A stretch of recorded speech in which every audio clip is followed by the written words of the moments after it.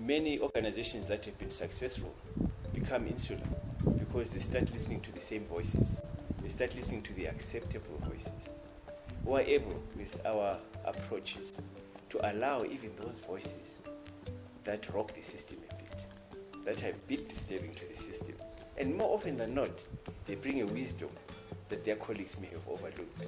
What gets foregrounded in South Africa whenever we start working with diversity, number one is always race. And usually slightly more hidden, but following behind is also gender. And often we get stuck and we just focus on the difference. What I think ORSC has allowed people that I've been working with to do, including myself, is to bring up that difference, acknowledge it, notice it, give it its full weight, give all the energy space to come out, and then some way of moving forward.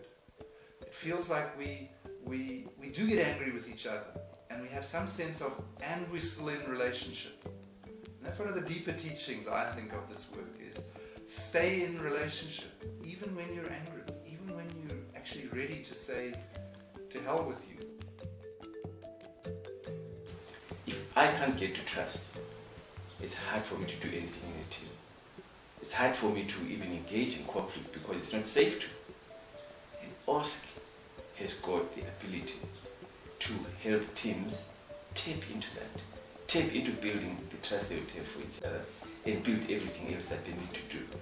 And we found that our tools do that. We're able to hold people right at the cusp of that change. Yes. When they're making those decisions to change or not to change, yes, to change or not to change, and really walk them with safety and with assurance and with a sense of reality and realism to embrace what's emerging from the change that they're seeking. Yes.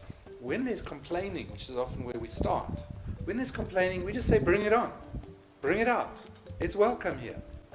And then we start asking, so what is it that you really want that lies behind the complaint? And we found leaders who are willing to let that forum be open and let themselves be participants in a discussion about what needs to change have had the most fabulous feedback from their teams about this is the kind of leader we want. And we've seen things really move from there. Yes. And so when people are bringing up their complaints, part of what they may be dealing with is whether they'll be making a career-limiting move. The way in which we work with leadership before we even start the workshops, the way we work with leadership during the workshops, and making sure that they become part of the team and commit to working as part of the team. And not losing their leadership, not at all. Absolutely. Brings down those toxic behaviors that would get in the way of people stepping up. So people stop avoiding certain conversations, they stop stonewalling or delaying the eventuality of those conversations, and stop being defensive about whatever shows up in a conversation that they need to address. Yes. And what's amazing about that is we do that kind of unsticking that is so powerful. And then we go straight into what's actually conventional coaching, because it's now we're unstuck. We can now be clear about what we want to do and what's holding us back.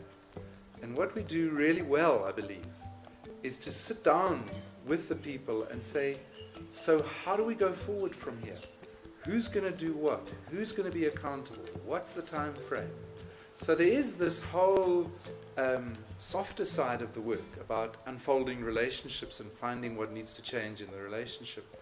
And there's a performance side to the work about, so now what are we going to do differently? Now that we've understood what's been holding us back, how are we going to actually change what we deliver? So one of my visions is that there's an indigenous coaching industry throughout Africa. The coaching industry, in my vision, is far more diverse than it is right now, and the solutions are crafted through that diversity. And the groups that we work with are completely diverse, like I've mentioned, between families, non-profits, public sector, the organized public sector, and the corporate world, and the entrepreneurial world. So that's my vision.